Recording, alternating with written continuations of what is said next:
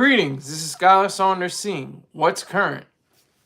I took off yesterday. I said I was going to come in maybe around 10:30, but I was like, took my drugs. You know, I was out for the count, as they say. Respect to one of my viewers. I think it was Riles. I told Riles I was going to be on at 10:30, but yeah, I had my psycho drugs, and they kicked my ass, so I fell asleep. All right, but we're doing this. Happening now, exactly. Let's go. Come on. I thought that was somebody's post. I'm sorry. Pardon me. All right, we have to get right into the story. This is about this kid named Murillo. And that's all they're saying. Rafael Murillo. This is very graphic, so if you want to, go to another channel, and you can't stomach it, you can't take it, I don't blame you, because I'm about to get very, very graphic and very, violent. The circumstances surrounding Mr. Murillo's actions, but I'm gonna just start off right in the middle of the story. He essentially was sitting at home playing a game, I think a video game, and he attacked his dog. He attacked his dog, Shadow. He stabbed the dog in the throat. Stabbed it. And it essentially, I think it bled. It had serious wounds. Even when the police got there, when they were dressing, and they, took him in. And he only spent like a few days in jail or something like that, without bail, whatever the case might have been. But I got a thing for animals too. They shouldn't have rights. They shouldn't have the same kind of, provisions that humans have. Why is this not? They shouldn't have the same provisions that humans have. But I do believe that people should be ostracized.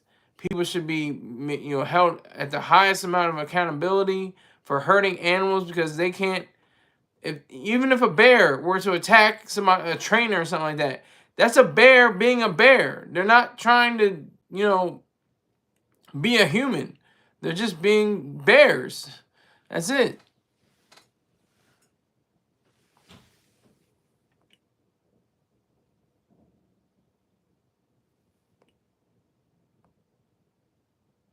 I'm in this. I don't know why it's not showing. What the hell?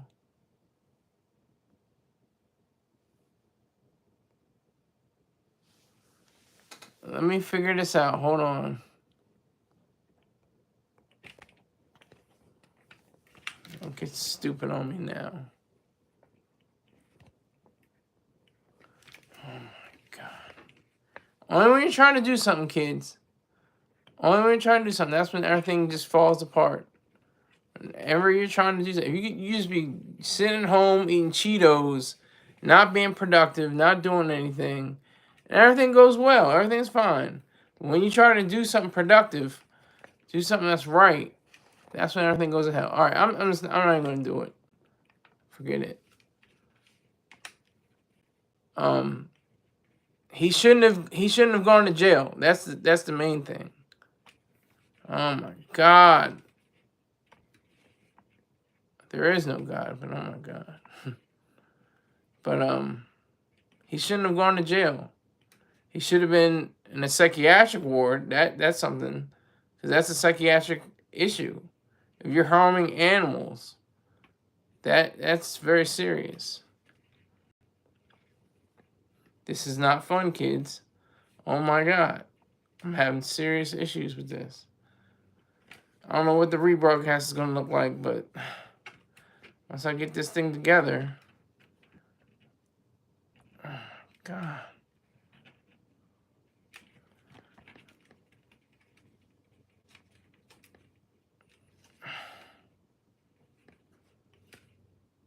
All right. See how long that took. Jesus Christ. But this Murillo guy, even the mother knew he was going to hurt somebody someday. He was yelling and cursing and doing all that stuff, but that's not it. He actually, slapped, either exposed himself or was, touching himself inappropriately in the presence of his sister. It's just like weird, goofy, gang, crazy stuff. Just I've never experienced. I have bipolar disorder. I don't have schizophrenia, but I have bipolar disorder. And that is totally different.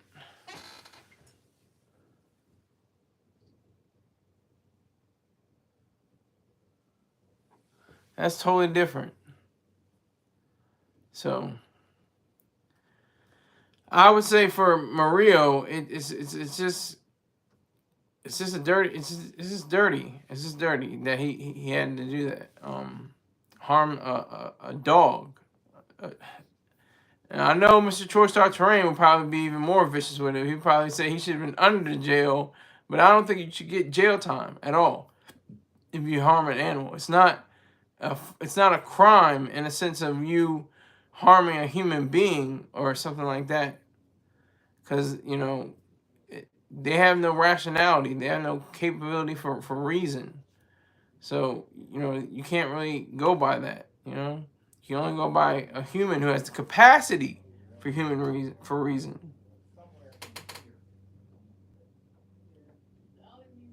So if you look at the different cases, and this is a deep dive. They go back to the 50s and 60s. Well, she does. Her name is Isabel Hughes. That's the journalist, and so she goes back to the 50s and 60s. She goes back to Delaware with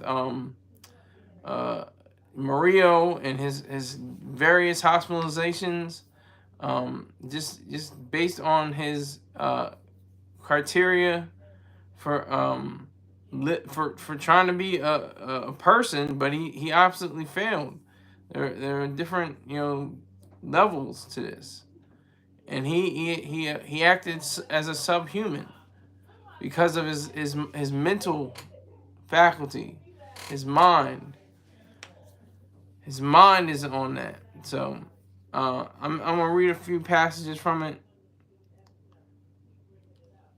The Court of Common Pleas judge had just heard testimony about, this is all quoted, about the morning of November 20th, 2023, when police say Rafael Murillo nearly beat to death a 64-year-old man at an Edgemoor bus stop.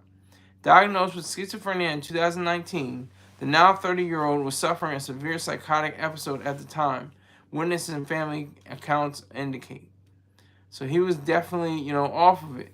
He was off of his drugs for various reasons. In one case, it was because he was gaining weight. Another case was just because I think he just wanted to stop, taking them.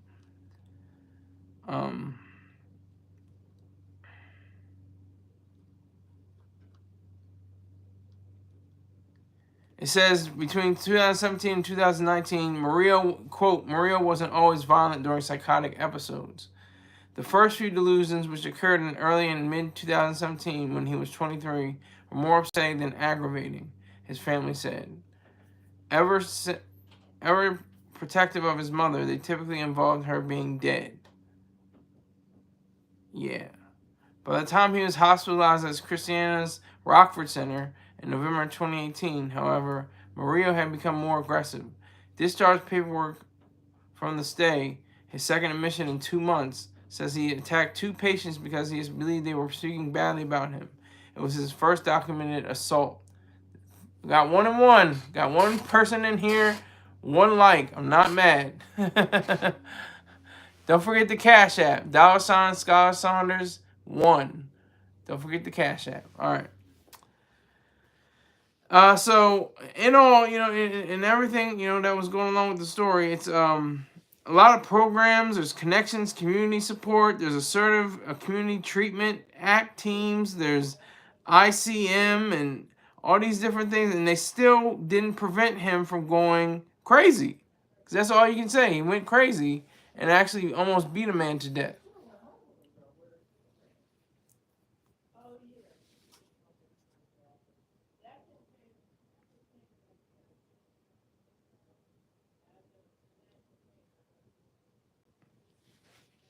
There was a one mild afternoon in mid-October 2019, a co-worker walked into the back parking lot of the Claymont area business he and Murillo worked at. Murillo had been smoking a cigarette by a shed outside. As the co-worker spoke on the phone, Murillo approached. Without warning, he began punching the coworker in the face, hitting him about 24 times, according to court documents. The coworker tried to flee but fell into a picnic bench. Murillo continued punching the man in his head and face, an arrest warrant says. After being struck about 24 more times, Murillo kicked him in the face 3 times, according to the warrant. Murillo then ran from the business. Just hours later, his mother brought him to Rockford. Not to. This is what's interesting. He wasn't given jail time for assaulting another human being, but he was given, he was instructed to go to a mental facility, in a it's called a psychosis unit for people with schizophrenia or bipolar disorder.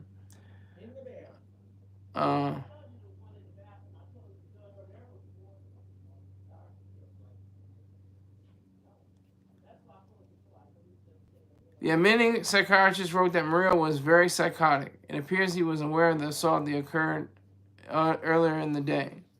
Murillo was started on a sedative and antipsychotic medication, though it didn't work as well as doctors hoped, and he attacked a patient in the facility's cafeteria unprovoked.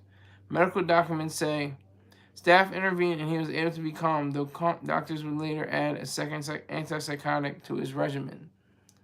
0 people viewing, by the way. This is all for, repeated viewing. And forgive me for the earlier. I had the setup. I don't know why they made the light and the camera holder in this fashion. It's really goofy. But forgive me at the beginning. I know it's going to be crazy. But anyway. By the end of the stay, Murillo had been treated with proper medication. In discharge paperwork, the psychiatrist described him as calm, cooperative, pleasant, and friendly. Noting that members of Murillo's ACT team visited him on the day of discharge and were satisfied with his progress. He would not imagine any situation where he could hurt himself or others. The doctor wrote, I don't want to be there anymore. 2020 to 2021. Here we go. Yet 8 months later, in mid-June 2020, his mother again brought him to Rockford. Again, mental facility. This guy's completely like, I've never been violent. I've never been forceful. I've never been anything like that. Never. Ever. This guy showed clear incidents that he was unhinged and very prone to violence. So he needed to be in jail or in some psychiatric ward, by himself in a padded room or something like that. He was severely depressed and suicidal. Medical documents detail. The admitting psychiatrist also noted that he had homicidal thoughts toward his sister, writing that Murillo did not care if he went to jail. So he didn't even mind going to jail. Importantly, the psychiatrist added Murillo had stopped using drugs about 3 weeks earlier. Though marijuana was his go-to, the 26-year-old has also told doctors he had tried methamphetamine and heroin. Interesting. The psychiatrist opined that some of the young man's symptoms were likely caused by substance use, made worse by psychosocial stressors, and medication noncompliance. I've been there. I had medical noncompliance. That's how I was so thin. But the drugs suck. These are good drugs. I'm just fat ass right now because I've been eating so much. I just eat a lot, and it's like a double whammy. It's like the drugs add on pounds. They make you gain weight, and then if you eat on top of that, then you're gonna gain even more weight. So I try to keep it. I'm at 198 pounds right now. I'm trying to get down to 180 by the end of this month. I'm not drinking. I'm not eating anything. I'm totally just drinking. It's a liquid diet. I'm just doing coffee, water, energy, drinks that have omega-3s, omegas, and gut health and stuff like that. Sambusa, I think it's Sambosa or something like that. The drinks they have, what is it called? Dragon fruit and acai. So that's where I am right there. All right, that's enough about me. This stay was Murillo's longest to date, where most hospitalizations averaged about 7.5 days. He was admitted for 11 days. I was admitted for a whole month. My dumb ass was in the psych ward from June 15th to July 15th. Then I went in again the following year. I think it was just like over a week, something like that. But at the end of that admission, he was encouraged to enroll in Rockford's partial hospitalization program. These structured intensive mental health programs allow patients to live at home but commute to a psychiatric hospital for daytime treatment, often consisting of individual and group therapy. They're an alternative to inpatient stays. See, I like that. Anything where it's outpatient, I'm cool. Let's keep it outpatient. You know, for me, for this guy, he definitely needed to be locked away somewhere. You know, in a psychiatric section of a jail or a prison or wherever the case may be. He nearly beat a guy to death. He would probably have gotten the death penalty or life imprisonment for doing that. They would have probably reduced it and commuted it to 20 years or something like that, and then to a psychiatric home or something like that. But that would probably have been, you know, the best case, because his mother even said, she said, he's gonna hurt somebody else. He's gonna assault somebody. He's gonna hurt somebody. If Murillo followed through with the program, his prognosis was fair, as psychiatrists wrote in discharge paperwork. This meant that treatment could help, but his schizophrenia, which he received an official diagnosis of in late 2019, will likely have some impact on his daily life. Though the doctor did not speculate on Murillo's prognosis should he not follow the recommended course of treatment, she appeared less optimistic about the man's future than the doctors who previously discharged him. Medical paperwork continued. Medical paperwork shows that Murillo initially followed up with the partial program and was accepted just 3 days after being released from inpatient care. But he stopped attending very shortly after that point and was administratively discharged. Still, he tried to stick with medication, his family said. See, it goes back and forth. You'll start medication, and you start with the drugs, and then you're like, no, I'm not taking that stuff anymore. I'm be all right. And you're not going to be all right.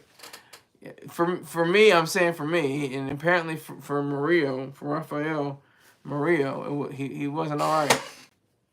He wasn't all right. So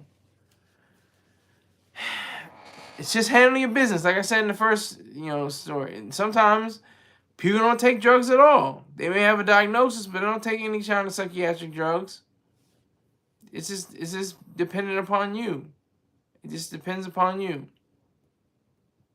Depends upon whatever your space is and all of this.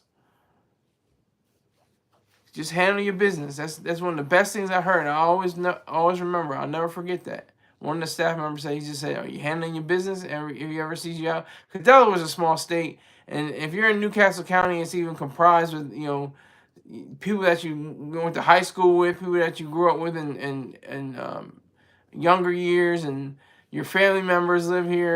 Everybody. You're gonna meet somebody in the mall. You're gonna see somebody at the shopping center. It's gonna be just like that. So that's what it's like in Delaware. He had lost some weight and was able to hold down a job. Things generally appeared to be looking up, even though the pounds came creeping back on. He got really heavy. He got to 320. I never experienced anything over 240. I think I was like 240. That was like the highest I ever got to. By late 2020, however, he again stopped the medications. He would later tell doctors that it wasn't due to weight gain this time. Rather, Medicaid wouldn't cover what he was prescribed. Let's talk about that for a second. That's the only tax I have is Medicaid or Medicare. I think I always get them mixed up. Medicare is for when you're on disability or you're old, and Medicaid is if you're poor. I think that's how it goes. Just in the most basic terms. I'm not being too technical right there, but that's what I think it consists of. And that's the only tax I pay. I don't pay any other taxes. Let me see. Finally, in early January 2021, Murillo's mother called 911. Her son's delusions were increasingly severe, and no matter how much she begged, he wouldn't agree to check himself into a facility. Newcastle County Police, she decided, would have to forcibly hospitalize him. So she had to, call him, and I was forcibly hospitalized one time. Well, a few times. Well, it's a funny story. I was knocked out and taken to a hospital twice. I voluntarily went to the hospital twice, and I was not arrested, but put in handcuffs like I was arrested and put into a squad car and taken over to Meadowwood facility. That's what is here too.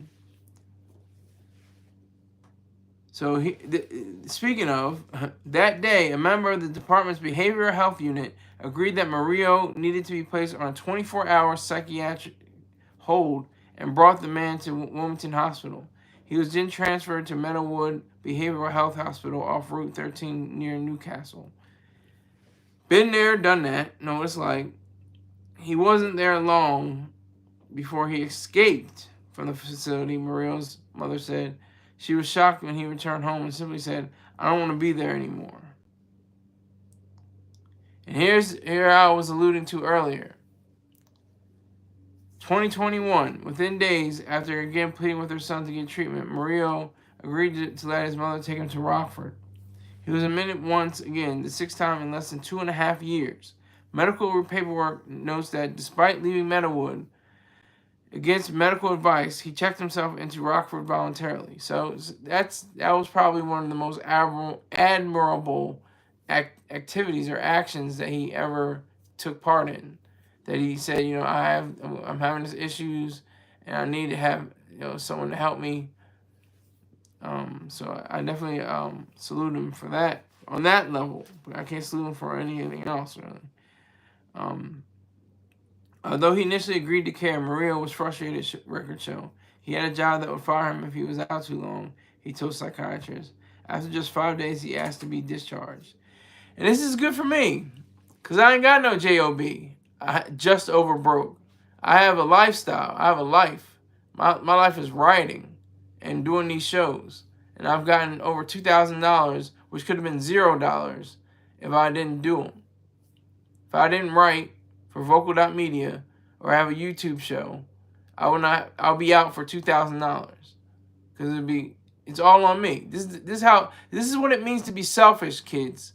This is what it means to be selfish. Selfishness is not you're being mean to other people, or you're disregarding people, or you're being discourteous, or you're just being vicious to other people. It means that you're taking care of yourself. You're being your own person, your own individual. You're one of one. No one became before you. No one else is to come.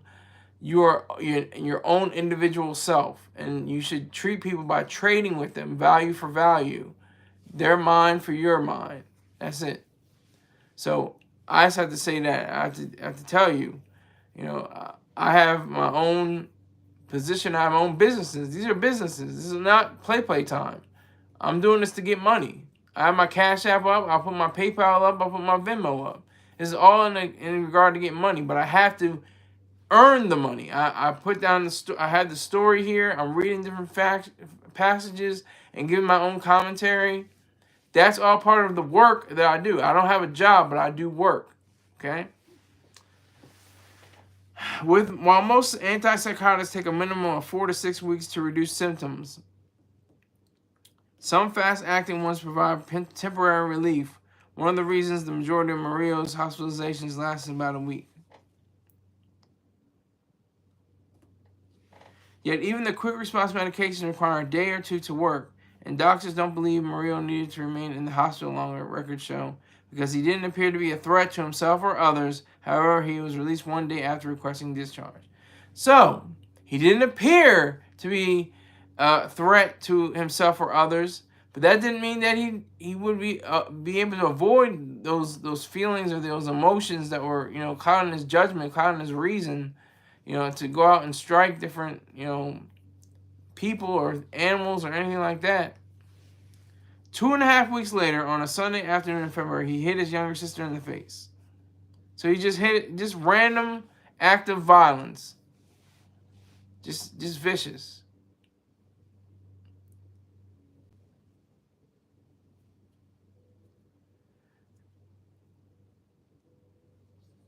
That morning, he had been walking around the house, yelling angrily about random things, his sisters told police. The women, just a few years younger than Murillo, attributed the outburst to his delusions. As his sister lay in her bedroom, Murillo began yelling that she was touching his stuff. Okay. He then entered the room and hit the young woman, court documents saying. So that I got that incorrect. He was touching his, I guess, his belongings, not his, genitalia or anything like that. He later admitted to hitting her and was charged with offensive touching. The case was later dropped. Murillo also only deteriorated more over the next few months. His delusions were occurring more frequently, and he was becoming increasingly aggressive, his family said. They worried for his safety and sometimes theirs, but he still refused medication and treatment. There was nothing they could do. 2 likes, 2 people viewing. I'm all right. Then one morning in early May 2021, 2 friends received a text from Murillo. He had been watching their 5-year-old pit bull Shadow while they were on vacation. An animal lover, apparently. Murillo adored pets, his family said. Though cats were his favorite, he would have jumped at the chance to care for a friend's dog, they said. But this text was horrifying. I'm sorry it had to be this way, man, the message read.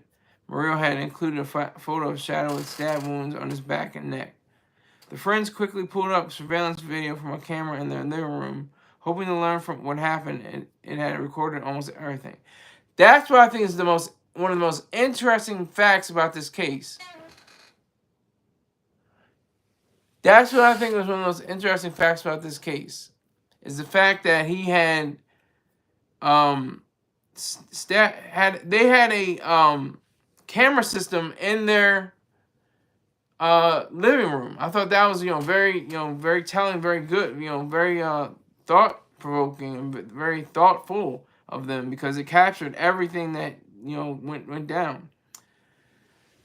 Murillo had been sitting on the couch playing video games, this is what I was talking about, with Shadow asleep next to him, the video showed. As he glanced away from the game, Murillo looked at the dog for a moment. Then he grabbed a nearby knife. Just before lunging at the still asleep pup, Murillo spoke. I'm sorry it had to be this way, he said to Shadow. And he then stabbed the dog, which yelped in pain. It's hard to even say this.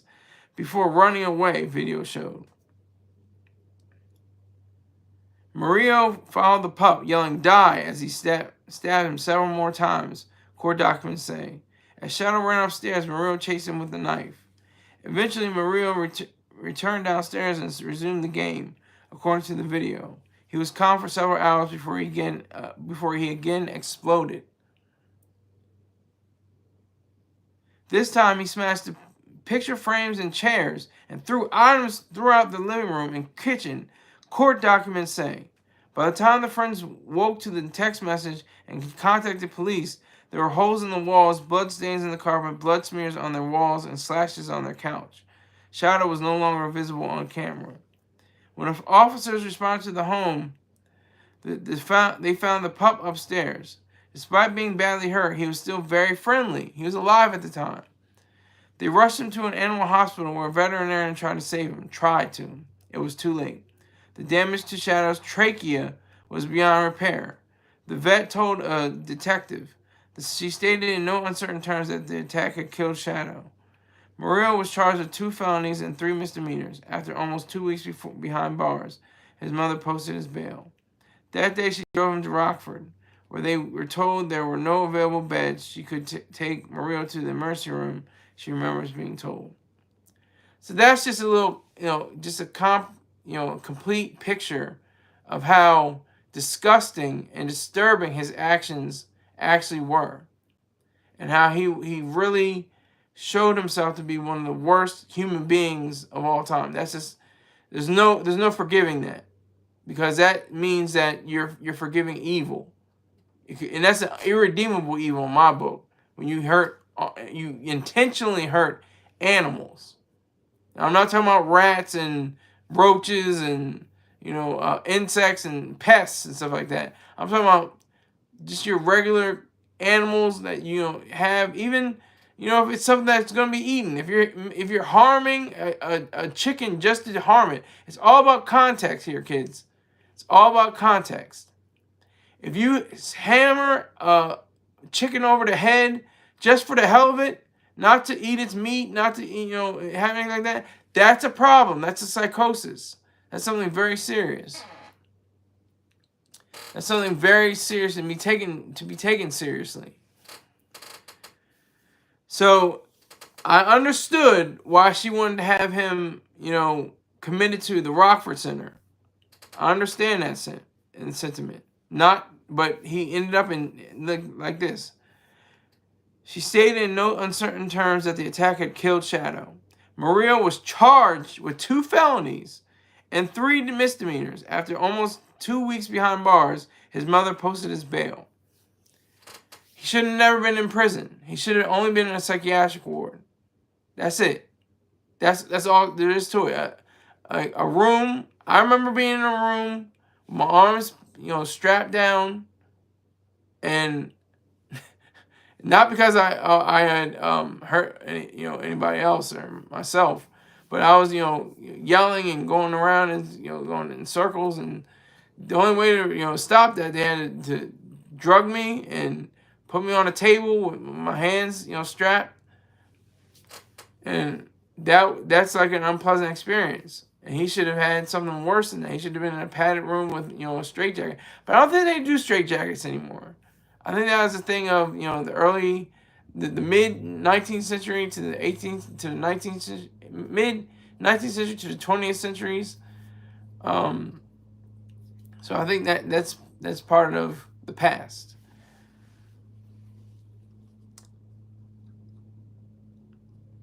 His mother did, and he remained there for about a day and a half before being transferred to the Delaware Psychiatric Center. He was hospitalized for several months before returning home. So he was in DPC, as we like to call it here, Delaware Psychiatric Center. And I was not about to go there because look who was there. You have people like that. I mean, even at Rockford Center, you never know who you're dealing with. You don't know what the conditions are of most of the patients or anything like that. This time, Murillo appeared better than he had in years. His family said he was happy and the medication was working. He shouldn't have been home. In my case, he should have been locked up for a longer time. 10, 20 years, something like that. Not a few months.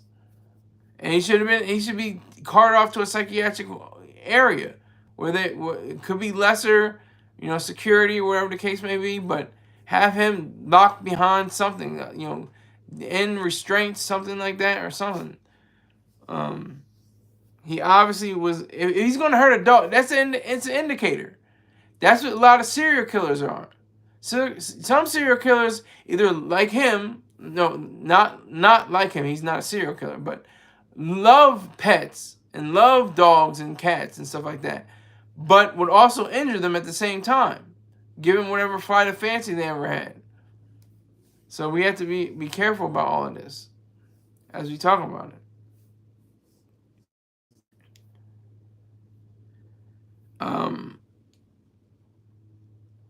She knew the consequences of medication and non-compliance, but with her son standing at 5'11", my height, 320 pounds, not my weight, she was in no position to force him to comply. By the time he called police 1 week before the November 20th attack in Edgemoor, Murillo hadn't taken his medication in a very long time, she told officers. And this is probably the most gut-wrenching part of the story, even though there's a long list of stories going on.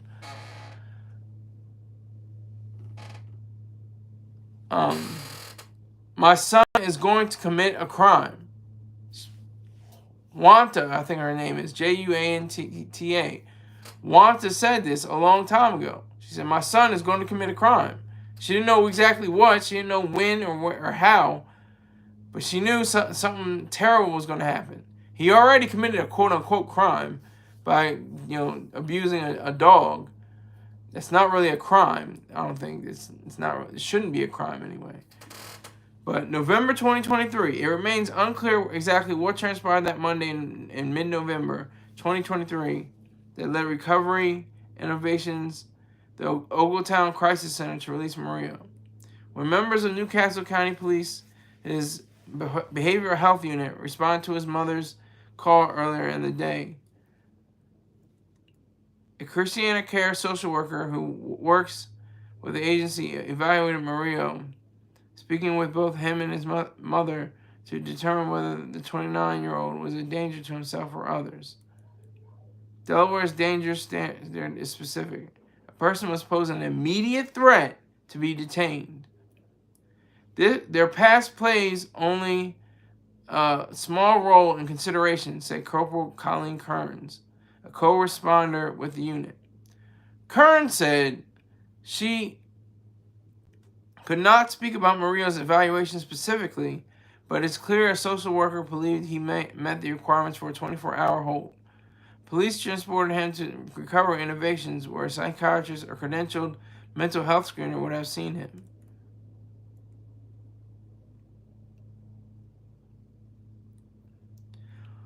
This is all about my state right here. While Delaware does not specify how long into a detention a person must be evaluated, many facilities don't immediately assess a patient. Given psychosis varies in intensity, some people can appear okay for periods of time. The longer they're observed, the more information a screener has to make an informed decision about whether to transfer them to an inpatient facility. It's unknown how soon Murillo was evaluated after police brought him to Recovery Innovations, as the organization cannot comment on his care due to patient privacy laws, but his mother said he was released about 8 hours later. She was shocked and angry, as she should have been. Her son had been increasingly aggressive in recent weeks, and the day she called police, he had threatened to kill her boyfriend. Having watched Murillo struggle with schizophrenia for 6 years, she knew when he was close to an acute psychotic episode. Because that's the difference. You can have acute episodes, or you can have extended. It can be very sharp, or they can be extended. I'm trying to think of the actual medical term. It's not extended, but that's the difference between acute or maybe prolonged. There's a specific medical term for the opposite of acute. I can't think of it right now, but she said, I called them and said to them, why don't you keep my son? She said recently, my son's going to commit a crime and it's going to be your fault. Hey, she was very prescient. She knew exactly what was going to happen. Less than 5 days later, a little before 1 a.m. on a Saturday morning, Murillo's mother again dialed 911. Her son had been smashing trash cans with a metal bat outside her home. Not too serious, but this is an indicator. This is something that would play out later on. Video shows and began hitting a wall by their stairs when he came inside. When she asked him to stop, he lunged toward her as if to potentially strike, his sister told police. Because Newcastle County's behavioral unit is not staffed 24/7, why not? Like, that's going to change, I think. After stories like this, if you're not 24/7, which a psychotic incident can happen at any time during the day or night, what the hell is up with them? I don't understand. They may have changed that. I don't know. There was no social worker available who could initiate a 24-hour hold. Instead, one of two responding officers who also reported that Murillo threatened to kill him, contacted Delaware's Mobile Crisis Intervention Service, CIS, I think that is. Or DMCIS. That's it. The service, provided through the Delaware Department of Health and Social Services, offers both the telephone hotline and an in-person response to those suffering psychiatric emergencies. So he is definitely suffering a psychiatric emergency.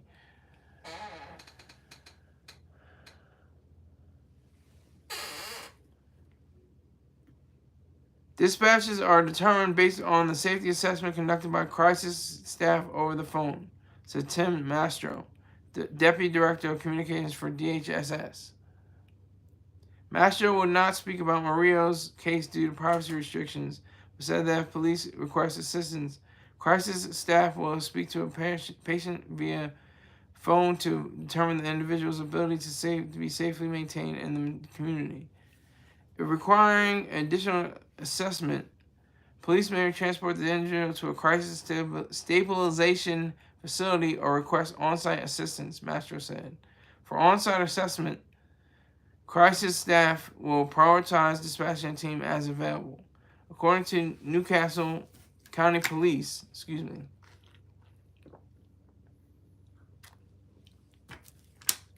crisis staff did not determine an additional assessment was warranted. It's not warranted. The guy's losing his mind. He's probably prone to hurt somebody or himself. But no warrant needs to be. No, we don't want a warrant. Murillo was taken to police headquarters where he was arraigned on 3 misdemeanor charges. 1 for using a baseball bat to threaten his mother, and 2 for the verbal threats to her and the officer, which was captured on body-worn camera. Hours later, Murillo appeared by video in front of a Justice of the Peace magistrate. When asked if he had ever been in a treatment program for drugs, alcohol, or mental health, he paused before replying yes, but claimed he had been taking his medication for weeks on end. His mother still has a large Ziploc bag at home filled with unused medication. Yeah, so I use my drugs. That's for sure. Definitely use my drugs. All right, so the magistrate pressed for details. Murillo said he was taking the antipsychotic Zyprexa. I never used that. Used to treat schizophrenia and bipolar disorder. Or maybe I had, that's just the name. Hold on. Let me make 100% sure. I might have taken Zyprexa, but that's not the generic name. Zyprexa.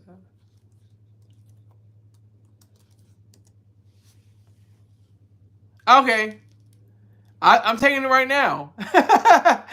See, they put the actual name. I'm taking that right now, Lanzapine. So, definitely taking Lanzapine. And it's working, so I'm not mad.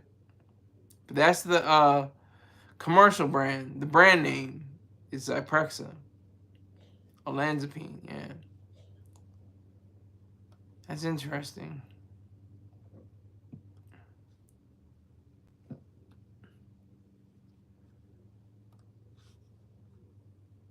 There is definitely a problem.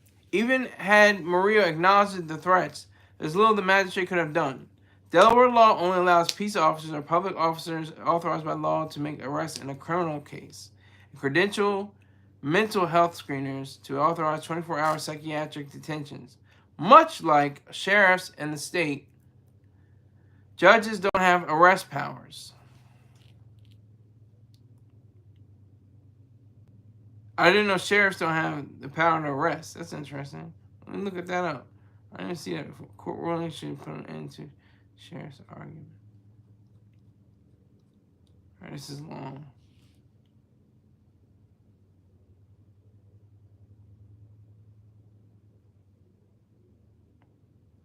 Conservators of the peace. So sheriffs don't make arrests? I didn't know that. You learn something every day, I guess. My dumb ass. While the magistrate could have ordered, that's why they have deputies, I guess. Deputies can make arrests. Held on a secured bond rather than the $2,600 unsecured bail she gave him, she would have had to justify her reasoning. Delaware bail guidelines require judges to begin their bail analysis by presuming defendants will be released on their own recognizance or unsecured bail. Judges can depart from the presumption if they believe releasing a defendant poses a danger to the community or to a specific victim, or if there is a risk of flight. Murillo's threats were vague, though, and he hadn't physically harmed anyone. Okay, so he physically harmed a dog, and that's my point. That's to my point that you shouldn't go to jail for or prison to harming a dog. But that's a heavy, serious offense that should be taken seriously. And they didn't do that. So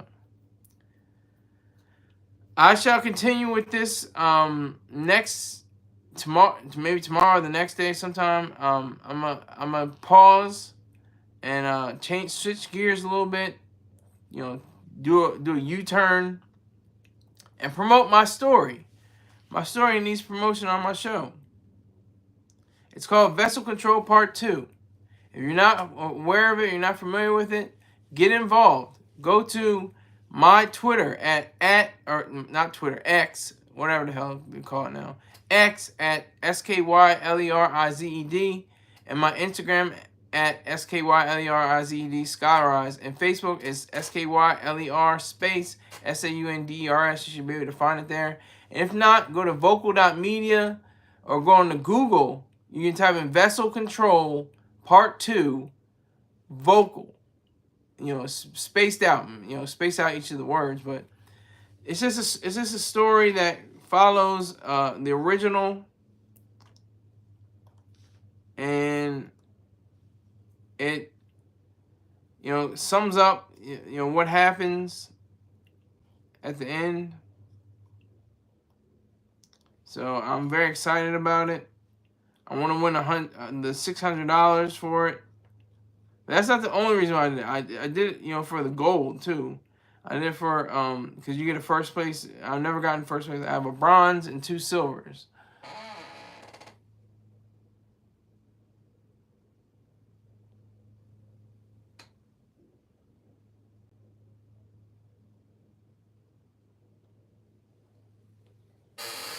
So I appreciate the fact that, you know, people that have read it have already, you know, sent it to people that have shared it, enjoyed it. I do appreciate that. So, just the gist of it, you know, it's in outer space. It's part of the challenge. The challenge was essentially, I tried to think way outside of the idea of what it was. Again, because everybody's thinking, oh, I got to think about something on the water. I got to think about, you know, I guess even an airship, maybe somehow like that. But I chose to put it in space. I chose to have it in space, have the characters set in space on a spacecraft. And you will see with the character interactions what will happen, what transpires. You'll see, you know, what exactly takes place and the reasoning why it takes place, you know. And if you read the first Vessel Control, you know, the first installment, you have a better understanding of what goes on. So I do appreciate that. So definitely go to vocal.media. Let me see. Vocal.media/fiction/vessel tac control tac part tac 2. That's not the number 2, but II. So vessel control part 2.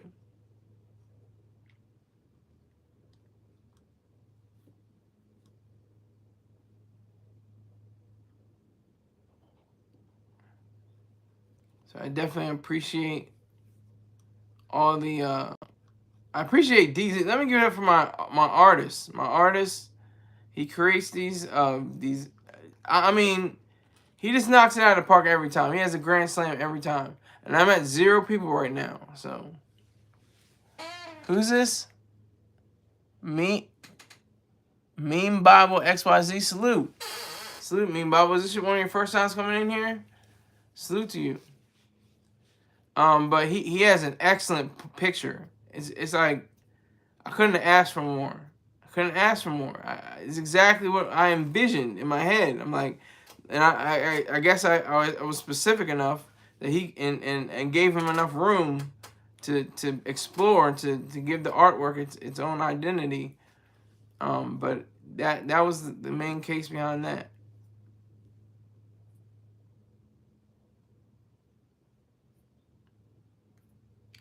So very pleased with the way it came out.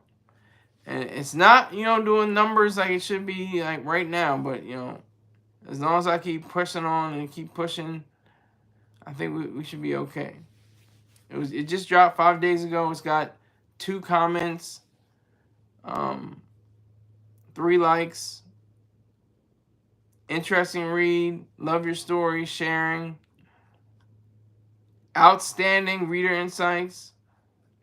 This is what number 1 stories are made of. I mean, I'm just patting myself on the back. You know, you know, that's what I do. It just because first I was gonna do, and I might be letting the back letting the story out of the bag. Thinking about doing a slave ship. Maybe like a revolt that succeeded, you know? That would be the theme. Instead of like Amistad, where they were like put on trials, like no, they actually had knowledge of navigational ports, the slaves, whoever they may be.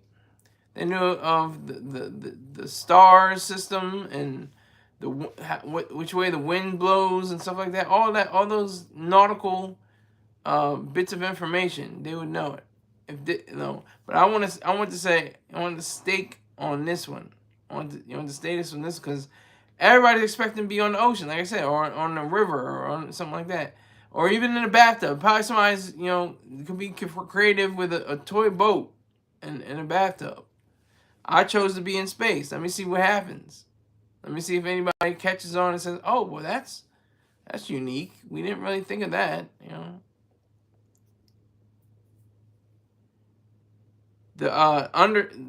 The subtitle is called Dark Era. Dark Era recalls or points to the beginning of the universe and the end of the universe, where everything was going to be just start off with complete darkness, and then the end of the universe is going to be everything is going to be on the subatomic level. Everything is going to be scattered very much apart. So you're going to see why I called it Dark Era when you read it. So Vessel Control Part 2, that's the main issue.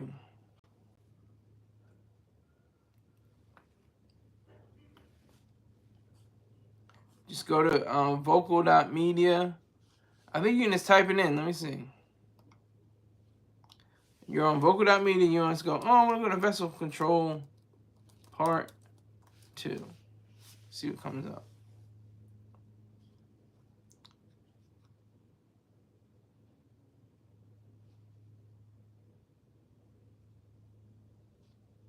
Mine is on the second one from the second line.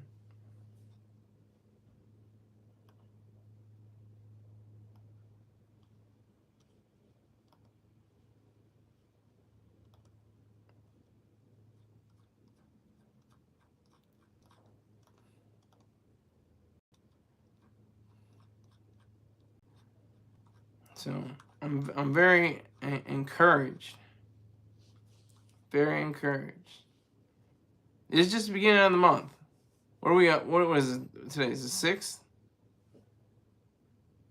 It was exactly 5 years ago. I was in a pretty major collision. My truck flipped over. I wasn't hurt at all. I wasn't at all hurt. But my truck flipped over on the side, on the passenger side. If somebody else was in the car, they might have gotten hurt. Especially if you weren't wearing your seatbelt. So kids, if you choose, wear your seatbelt. That's my statement for all time. But definitely wear your seatbelt because of the law, because you don't want to go to have some kind of sentence or some kind of ticket for not wearing your seatbelt, which is ridiculous. Because what if you don't want to wear your seatbelt? You should be able to have your seatbelt on or off if you whatever you like. What business is it anyone else? Who else is getting hurt? Or is that the reason? Well, they say, oh well, if you're wearing your seatbelt, if you're not wearing your seatbelt, you can possibly hurt other passengers or something like that. Yeah, okay, we'll see about that. I want to know the exact data on that.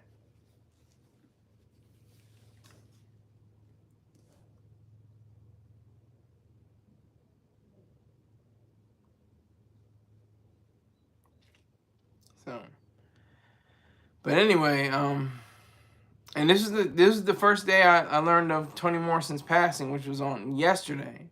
She died on August 5th. But I first learned of her passing today, 5 years ago. She was the age 88, passed away from pneumonia. She was a definite inspiration to me from high school days. They didn't teach her They wouldn't teach her. I don't think she has any books that could be taught in high schools. In most high schools, I don't think. Definitely not any kind in Delaware. So, but yeah. So my story, my little writing, my great writing. It is all supposed to be in reference to a life well lived. That's all I'm going to say. I'm going to say about that. It's a life well lived.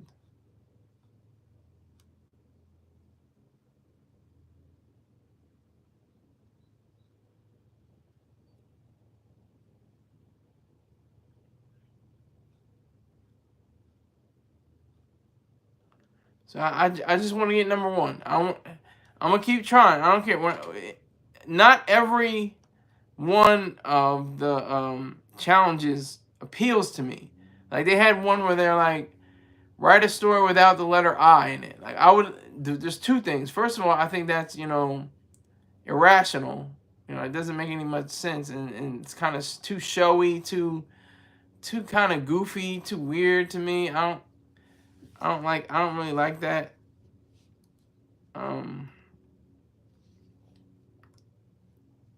That's strange to me.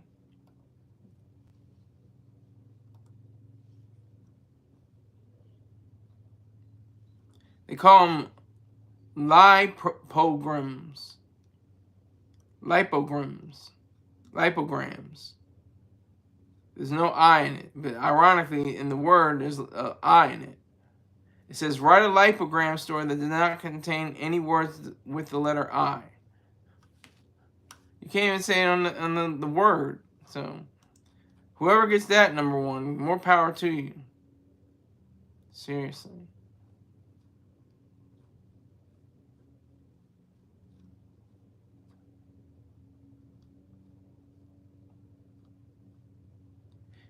Here's the definition of a lipogram. A lipogram is a type of containing writing where the author deliberately avoids using a particular letter or group of letters. This literary challenge forces writers to be inventive with their vocabulary and phrasing, often leading to unique and creative results. The classic example is the novel Gadsby by Ernest Vincent Wright, which does not contain the letter E. In this contest, the challenge is to write a story without using the letter I. That's The Fountainhead. If you're familiar with Ayn Rand's famous, groundbreaking novel, The Fountainhead. I think it's Lois Cook. Lois Cook has a book without commas or something, or without E's or something like that. It's just goofy. It's attention grabbing, but in the wrong sense, in the false sense. It's trying to get somebody's ideas, just based on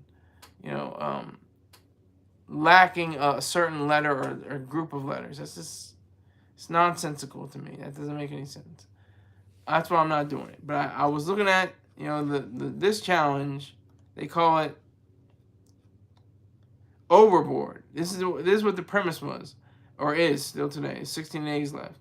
Write a fiction story set on a boat that ends with a crucial character going overboard. So we'll see. I'm in space, so you can go overboard if you can. If you look at this picture, there's an airlock. But I'm not going to give you the names or the characters' names or anything like that.